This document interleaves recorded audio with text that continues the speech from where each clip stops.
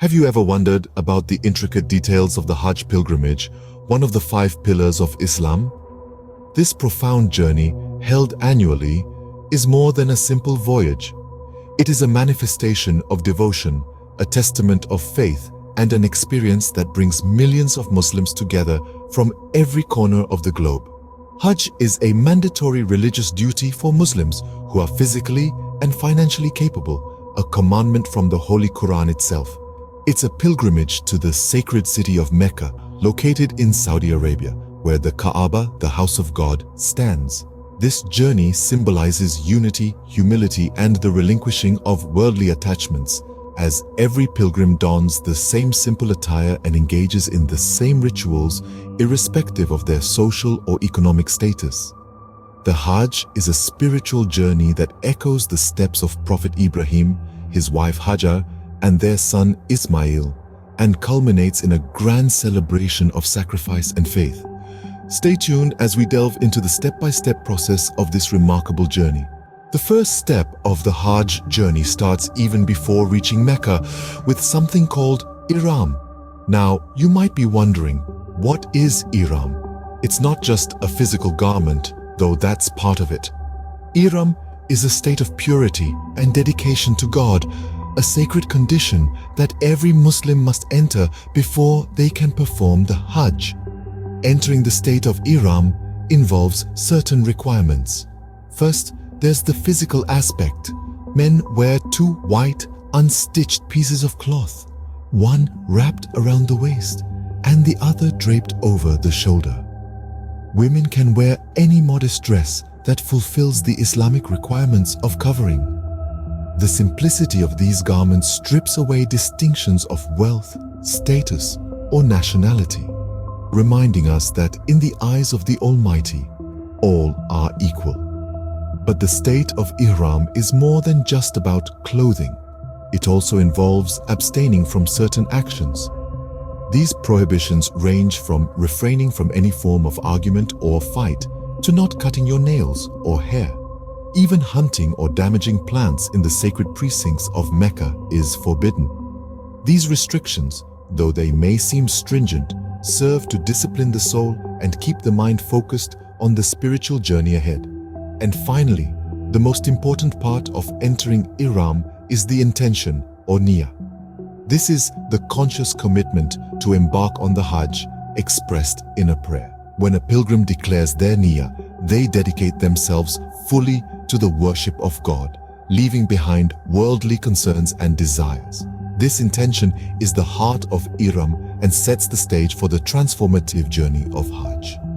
So you see, the state of Ihram is not just a prerequisite for Hajj. It's a spiritual awakening.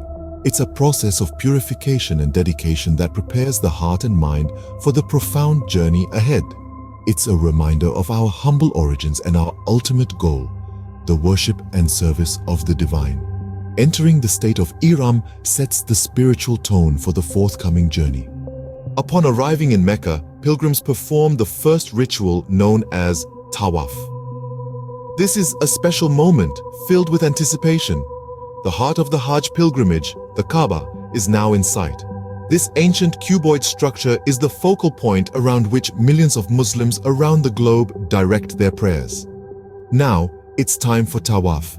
This ritual involves circumambulating the Kaaba 7 times in a counterclockwise direction. Each round, or circumambulation, begins and ends at the black stone. The atmosphere is one of unity and reverence, with each circuit a testament to the pilgrim's devotion and respect. But why 7 rounds? Well, the number 7 holds a significant place in Islamic tradition. It's said to represent the 7 heavens in Islamic cosmology, the 7 verses in the first chapter of the Quran, and the 7 times Prophet Ibrahim and his son Ismail built and rebuilt the Kaaba. The pilgrims move together, each step a symbol of their shared faith and commitment. Some walk at a brisk pace, others move slowly, absorbing the spiritual significance of their journey. Regardless of their pace, they all circle in harmony, creating a powerful image of unity. As the pilgrims complete their 7th circuit, they conclude the Tawaf. This ritual is a profound demonstration of the unity and equality of all Muslims, regardless of their race, color, or status. They are united in their worship of the one God. Tawaf signifies the unity and equality of all Muslims in the worship of the one God. Following Tawaf comes the Sa'i and the journey to Mina. The Sa'i is a deeply significant part of the Hajj pilgrimage. It involves the act of walking 7 times between the hills of Safa and Marwa, which are located near the Kaaba in Mecca. This ritual is a commemoration of the desperate search for water by Hagar, the wife of the Prophet Abraham, for her son Ishmael. Her faith and determination are symbolized in this act as she traversed the distance between the 2 hills 7 times under the scorching desert sun in the hope of finding water. The Sa'i is a poignant reminder of the trials and tribulations that Hagar faced and overcame with her unwavering faith. As the pilgrims retrace her steps, they are encouraged to reflect on the strength and resilience displayed by Hagar and to draw inspiration from her story. It's a call to exhibit patience, trust, and reliance on God in the face of adversity. After the completion of Sa'i, the pilgrims then journey to Mina, a small city located about 5 kilometers east of Mecca. The stay in Mina is a time for prayer, reflection, and preparation for the next day's events. Pilgrims spend the night in specially designated areas, often in tents, as they mentally and spiritually prepare for the following day's activities. The peaceful night in Mina provides a much-needed respite, allowing the pilgrims to rest, pray, and reflect on their journey so far. The time in Mina is also an opportunity for pilgrims to strengthen their sense of community and solidarity. They share meals, exchange stories, and offer support to one another, fostering a sense of unity and shared purpose. This camaraderie is a reflection of the broader spirit of Hajj, which is about fostering a sense of brotherhood and sisterhood among Muslims from all walks of life. Thus, these rituals are a testament to the trials endured by Hagar and her son Ishmael. They symbolize the spirit of perseverance, faith, and unity that is at the heart of the Hajj pilgrimage. The day of Arafah and the night in Muzdalifah are the next crucial stages of Hajj. On the 9th day of Dhul Hijjah, the pilgrims journey to the plains of Arafah, a vast expanse of desert located about 12 miles from Mecca.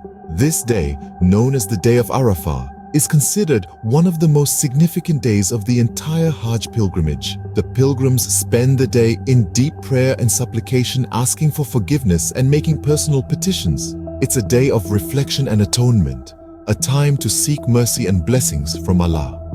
As the sun sets, the pilgrims then move to Muzdalifah, an open area between Arafah and Mina.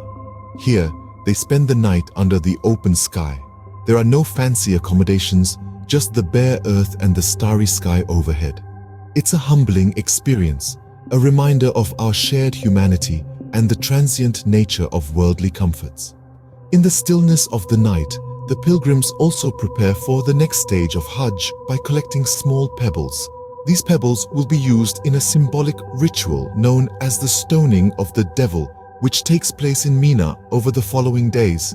This day and night are a profound spiritual journey filled with moments of deep connection and introspection. The day of Arafah is a time to pour out one's heart in prayer, and the night in Muzdalifah, a time to reflect and prepare for the next stages of the journey. Arafah is considered the pinnacle of Hajj, and Muzdalifah a time for introspection. The ritual of stoning the devil and the celebration of Eid al-Adha mark the final stages of Hajj. This ritual is a symbolic act representing the defiance and resistance against evil. Pilgrims throw pebbles at 3 walls known as the Jamarat in the city of Mina. Each wall signifies a different encounter between Prophet Abraham and the devil. The act of stoning is followed by the celebration of Eid al-Adha, also known as the Feast of Sacrifice. This festival commemorates the willingness of Prophet Abraham to sacrifice his son as an act of obedience to God. However, God provided a lamb to be sacrificed instead, symbolizing his mercy. On this day, Muslims around the world join in the act of sacrifice, a practice that emphasizes the principles of charity and generosity. The meat from the sacrifice is divided among family, friends, and those in need. These rituals symbolize the triumph over evil and the spirit of sacrifice. The last ritual of Hajj is the farewell tawaf. This culminating act is a poignant moment for the pilgrims, where they make their final circumambulation of the Kaaba. As they slowly tread around this sacred monument 7 times, it's a time of reflection and gratitude. The farewell tawaf, also known as Tawaf al-Wida, is not merely a physical journey around the Kaaba, but a spiritual one too. It's a moment for the pilgrims to contemplate the profound lessons they've learned during their Hajj journey. They reflect on the unity they've experienced with fellow Muslims from around the world, the humility they've felt in the presence of divine majesty, and the deepened connection they've forged with their faith. This is the moment where the spiritual journey of Hajj comes full circle. It's a final goodbye to the holy city of Mecca, but not an end to the spiritual journey. With the farewell tawaf, pilgrims bid goodbye to the holy city, carrying with them a renewed sense of purpose and spirituality.